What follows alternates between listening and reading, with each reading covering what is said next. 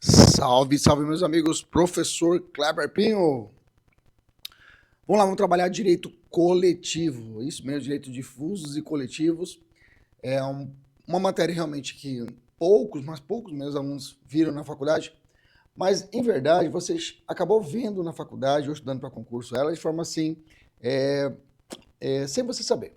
Quando você estudou, por exemplo, a parte de direito do consumidor, você teve, queira ou não queira, você passou pelo direito coletivo. Entendeu? Porque o direito do consumidor em si, ele é um direito de terceira dimensão, né? Ou geração. Então, subliminarmente, você passou a estudar o direito coletivo sem você saber. Quando você falou de ação popular, ação civil pública, se você viu na faculdade, eu estou ou de forma isolada, ou até os dizeres propriamente dito, digamos, do Estatuto do Idoso, pessoa com deficiência, então eles chamam isso de microsistema, que trabalha o direito coletivo, em que você mesmo não pensou, mas você estava ali estudando sem saber. Então, agora vamos estudar de forma já otimizada, já direcionada para o nosso concurso. E vamos entender que para conhecermos o direito coletivo, temos que saber que passou por uma evolução. E essa evolução vai se dar também pela evolução própria dos direitos humanos, porque a gente vai localizar os direitos coletivos como um direito de terceira dimensão, mas ele tem aplicação nos direitos de segunda dimensão, tá? Essa é uma novidade aí para muitos falar que a gente está acostumado terceira dimensão, difuso coletivo no meio ambiente e só... Não, os direitos de segunda dimensão também eles se refletem o quê? Os direitos difusos e coletivos. Vamos entender, tá? Então, a ideia é a seguinte, nós tivemos lá a unidade antiga, nós tivemos lá aquela reportagem, aquele recorte dos direitos humanos, a parte de código de Hammurabi, a própria história grega. Então, tivemos essa evolução propriamente de direitos humanos, tá? Eu não vou me reportar muito essa parte, eu vou deixar isso para a aula de direitos humanos, tá?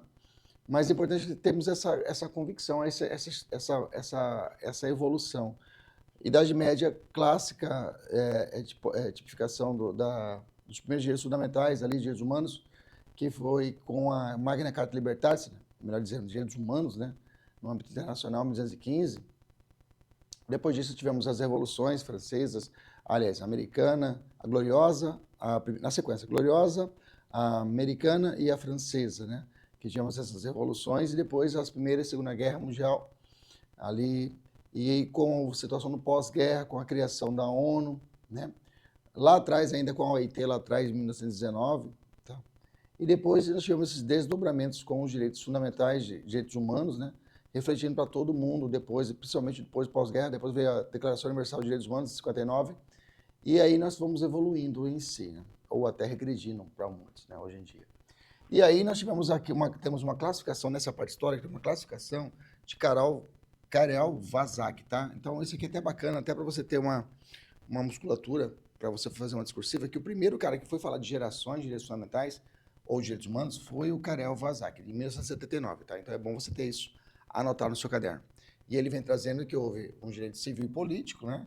E ele reporta a Magna Carta Libertatis, Idade Média, que foi o primeiro ali documento escrito, e depois, lá em 1917, com a Constituição Mexicana e a Constituição de Weimar de 19, né? Que tivemos aí os direitos sociais, ali, digamos assim, positivados. Foi o time maior, né? Daqui para cá foi o time maior de evolução dos direitos humanos, digamos assim, de questões até chegar à terceira dimensão, que aí trata os direitos difusos e coletivos, que aí nós temos o direito da fraternidade. Até falo até aqueles princípios da Revolução Francesa, né? Liberdade, igualdade, fraternidade, para você decorar, né? Beleza? E depois eu tenho o quarto, o quinto, tem várias doutrinas para isso, tá? Mas Paulo Bonavides, que é o mais clássico, né? Vai entender que existe um direito de quarta dimensão, globalização política, o quinto, direito à paz. Alguns vão falar também de sexto, sétimo, vão falar a parte da tecnologia da reprodução artificial, e alguns até falando de agora das IAs, né? Mas enfim, o que é solidificado são os três primeiros, tá? Que é muito importante solidificar os três primeiros, tá? Mas como eu disse, a profundidade maior vai ser dada na aula de direitos humanos. Aqui é só para a gente nós sabemos a base para nós chegarmos ao direito coletivo aqui no Brasil, tá? Como eu disse, o direito de segunda e terceira dimensão aqui é uma novidade importante, tá? Que normalmente a gente estuda no automático e vai dizer que só os direitos de meio ambiente, assim, só os terceiros dimensão são coletivos. Não, os direitos sociais também, eles têm esse reflexo, tá? Se você for estudar o direito social lá atrás, No começo, por exemplo, o direito do trabalho, ele não começou com o direito individual do trabalho. O direito do trabalho ele começou com o direito coletivo, tá? O direito coletivo para depois evoluiu para o direito do trabalho individual propriamente dito. Então ele partiu do coletivo para o individual. Associativismo lá atrás, depois da Revolução Industrial, depois nós tivemos a parte do surgimento dos sindicatos, o sindicalismo, que foi muito combatido no início, né? Tanto é que você, no Brasil, para você ter um sindicato, você tinha que ter uma autorização do Ministério do Trabalho e Emprego, que era chamada carta sindical. E até hoje tem ranços nisso que, por exemplo, você não pode ter vários sindicatos, não tem a pluralidade de sindicatos, você pode só ter um na base de um município. Tudo bem? Então, beleza. Vamos avançar a evolução brasileira. Antes de 88, nós tivemos o quê? 2 dispositivos clássicos que tratam do direito coletivo, que é a ação popular e a propriamente ação civil pública, tá?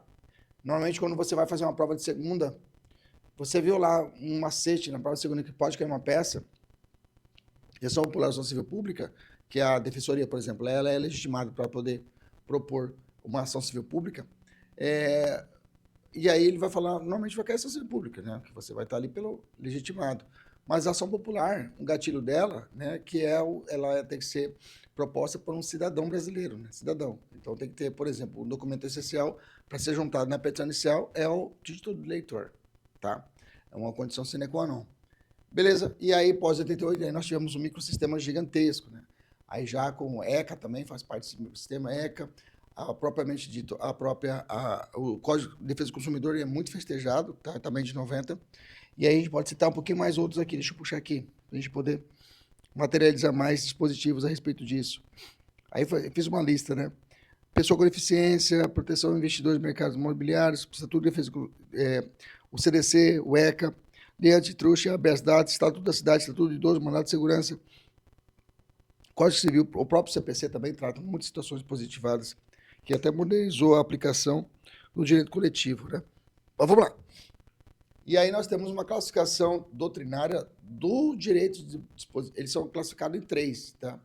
Os direitos chamados direitos difusos, os direitos coletivos, tá? E os direitos individuais homogêneos, tá? Todos eles transcendem a individualidade, transcendem, porque alguns falam de transcendem, transindividuais, né? O difuso, tá? Aí você tem que ficar esperto para essa coisinha, essa classificação mesmo, e aí o examinador, ele sabe a dificuldade do aluno em classificar esses 3, e principalmente os efeitos da sentença, tá? Então são 2 pontos. Se eu pudesse resumir toda a nossa conversa aqui, claro, eu trabalharia aqui e aqui, que tem que saber de cor mesmo. Tá? Então, realmente, vamos lá devagarzinho. Primeiro ponto importante. O difuso, ele é um direito essencialmente coletivo, ou seja, ele já nasce por si só na defesa do direito coletivo. Ele e o direito coletivo, eles são essencialmente coletivos, tá? Os individuais homogêneos, eles são acidentalmente coletivos. Deixa eu te dar um exemplo para ficar mais fácil. Vamos imaginar a seguinte hipótese. O difuso, se você continuar falando, deixa eu terminar de classificar, ele vai ficar mais fácil. Essencialmente coletivo.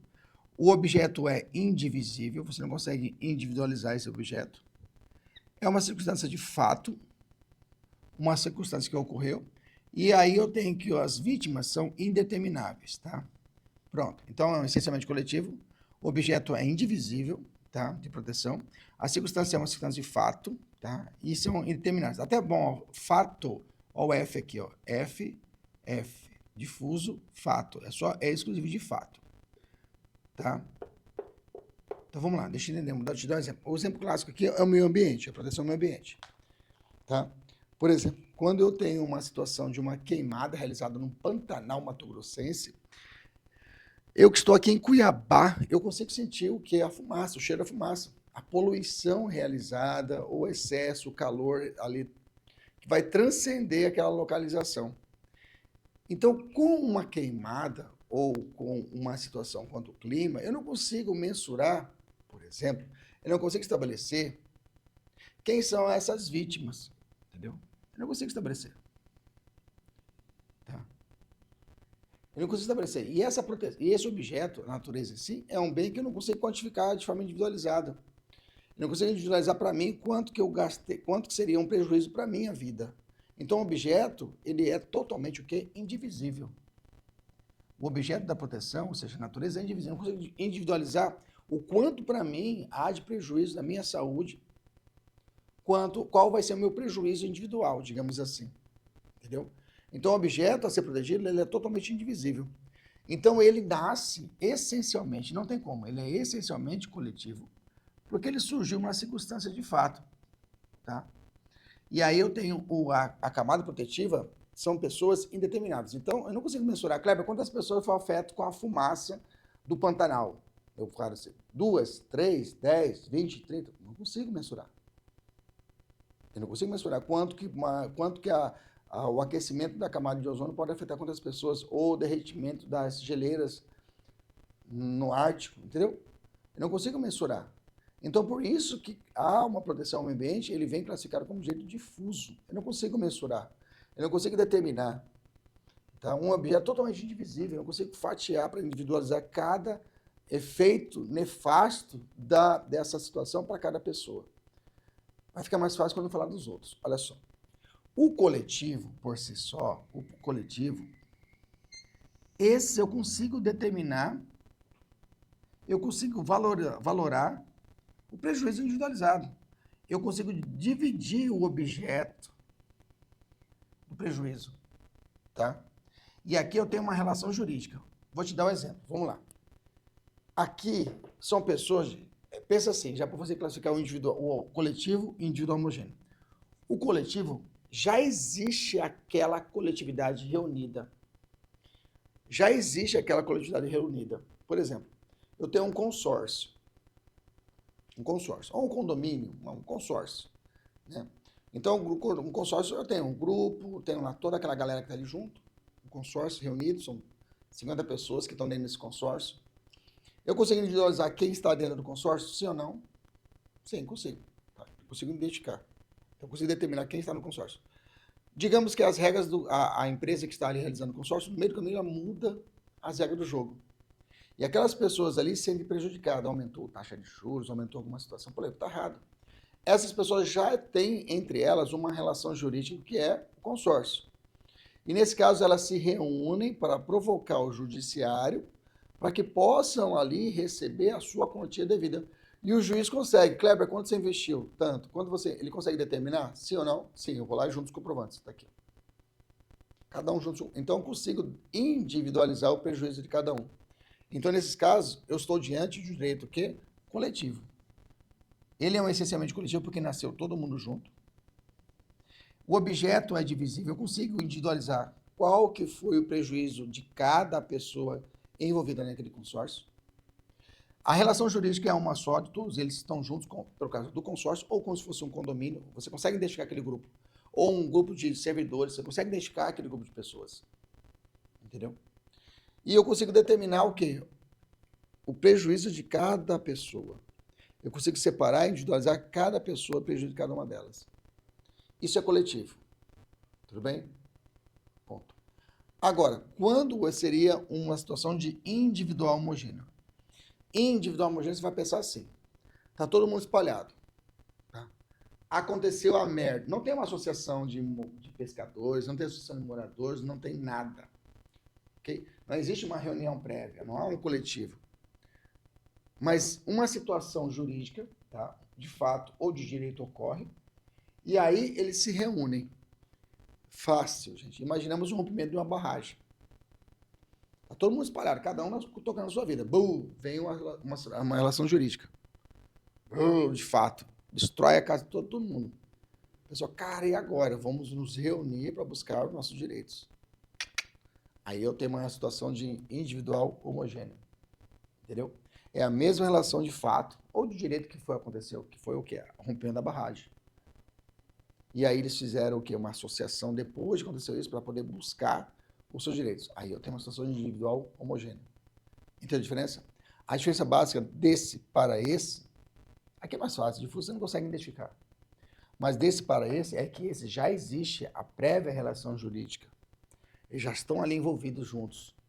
Você consegue individualizar de forma antecipada. Agora, o individual homogêneo é depois. Aqui ele é acidentalmente coletivo, entendeu? Pode até ajuda, acidentalmente. Houve um acidente aí do percurso, eles se reuniram, tá? Então aqui eu consigo individualizar, Kleber, qual que é a sua fazenda? Tanto. Quanto teve prejuízo? Ah, matou 3 porcos. Então, tá aqui. Consigo individualizar? Sim. Consigo individualizar o problema? Sim, consigo. Eu consigo determinar quem são as pessoas que são vítimas? Sim. Quem são as pessoas? Quem está aqui na associação. Quem associou agora, depois que aconteceu o fato. Pronto. Entendeu a diferença? Pessoal de casa, tranquilo? Eu acho que isso aí que a gente matou bem, né? Coletivo, lembra do consórcio e, acidentalmente, aconteceu uma merda e as pessoas se reúnem para poder buscar. Beleza?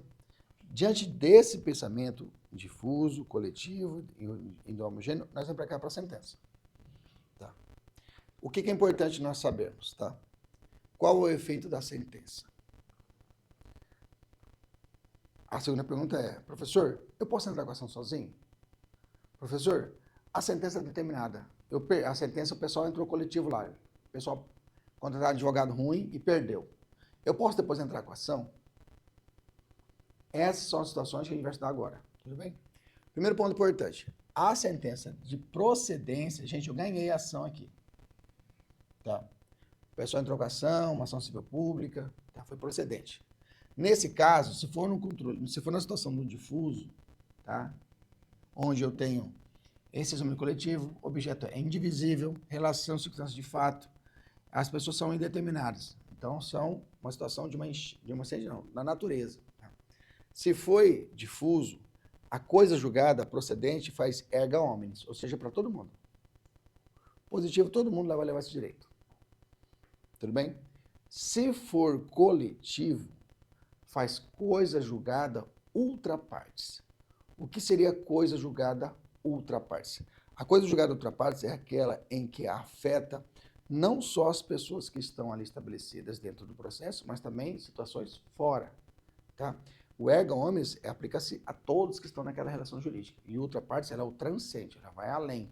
Tá? Ela vai ultrapassar o limite da coisa julgada para todos os outros que estão ali envolvidos. Depois eu vou falar para você, vou te classificar para você ficar mais fácil. Mas o importante é que só aqui, ó, só no coletivo aqui que vai aparecer ultra partes. Por quê? Lembra que na ultra partes, lembra que a relação coletiva ela é determinada? Lembra que são determinadas pessoas? Então, quando eu falo ultra partes, ela vai transcender essas pessoas determinadas.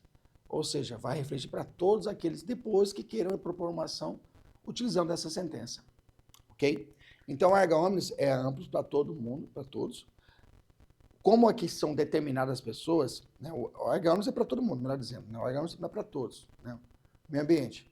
Aqui é coletivo, só para determinar, o coletivo é grupo, o consórcio. Mas quando vem a sentença, ela faz ultra partes. Ou seja, todos os outros grupos, outros consórcios que queiram propor uma ação equivalente, podem utilizar essa sentença, entendeu? Pode utilizar essa sentença. Individual homogêneo também faz efeito erga omnes. Tá? Erga omnes. Então eu tenho difuso erga omnes, coletivo ultra partes, e individual homogêneo erga omnes. Tudo bem? A procedente, ok, tá tranquilo, tá suave, só você lembrar. Difuso erga, coletivo ultra e homogêneo erga. Aí eu tenho a improcedência, que pode ser com análise de provas, e a improcedência sem análise de provas. A improcedência com análise de provas, ou seja, foi feita toda a instrução probatória, tá? Foi toda feita a audiência coletiva, foi feita a audiência pública, tarará, e chegou a decisão. No difuso, tá? Ela faz coisa julgada erga omnes, tá? E a ação coletiva, eu não posso propor uma nova ação coletiva, tá?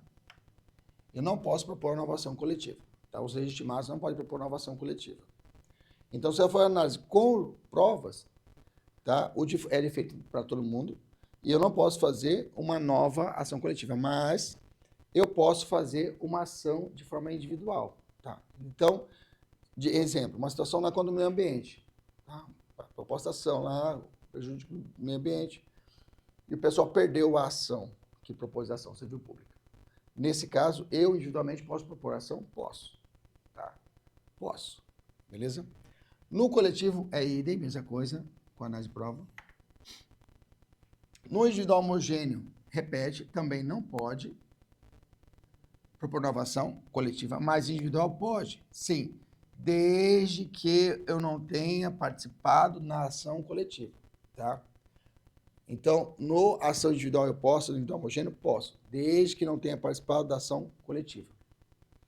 E improcedência sem provas, professor. Aí, aqui, ó, no difuso, não faz coisa julgada erga omnes, sem provas. E qualquer legitimado pode propor nova ação, desde que seja novas provas, tanto no difuso como no coletivo, tá? Então, é possível fazer uma nova ação. Então, se a pessoa, o Ministério Público, pisou na bola e numa decisão foi improcedente sem análise de prova, aí a Defensoria pode entrar com uma nova ação novamente? Pode. Nova ação novamente, ótimo. Pode entrar com nova ação, mas tem que ter novas provas, tá? E individual homogêneo, professor? No individual homogêneo, se for improcedente sem provas, tá? A ação coletiva não pode, mas repete aqui também. Desde que não tenha participado da relação, eu posso entrar com a ação individual. Essa característica de eu poder entrar com a ação individual, eles chamam isso também de transporte in utilibus, né? É a possibilidade de você utilizar da sentença, utilizar dessa decisão para que você possa entrar novamente. In utilibus, tá bom? Beleza? Eu acho que com exercício a gente consegue fazer isso. A gente vai ter que ter mais uma aula de exercício para poder fixar que isso aqui é assim, e meio com material eu coloquei muitos exemplos, né? Vai ficar mais fácil. Mas praticando mesmo com exercício que a coisa vai encaixando, beleza? Mas primeiro contato com a matéria é isso mesmo, a gente vai evoluindo, vai melhorando e vai depurando com as aulas, beleza? Um abraço, até mais, tchau, tchau.